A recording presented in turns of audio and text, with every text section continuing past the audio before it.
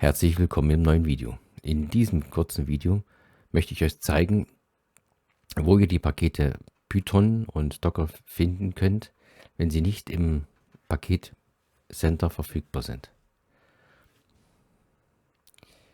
Dazu gehen wir ins Paketcenter und wählen unter Paketquellen und fügen diese Paketquelle hinzu. Damit die Pakete angezeigt werden, müssen wir das Paketcenter noch einmal kurz schließen und erneut öffnen.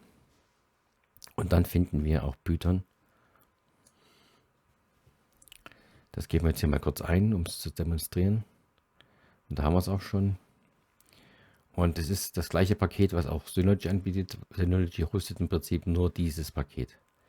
Hier mal die Seite von Synology, wo ihr schauen könnt, ob das Paket direkt verfügbar ist für euer NAS oder auch das gleiche für Docker auf der gleichen Seite für die Version DSM Version 7.2 und 6.2.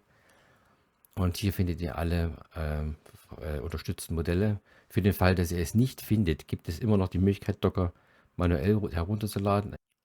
Im Download-Archiv von Synology findet ihr alle Pakete, unter anderem auch das von Docker, in allen Versionen. Und dort könnt ihr euch das Paket dann herunterladen und manuell installieren, genauso wie SynoCR.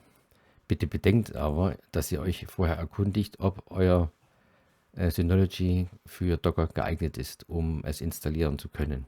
Das war es auch schon wieder und wir sehen uns im nächsten Video dann mit der Installation von SynoCR. Bis dahin, ciao.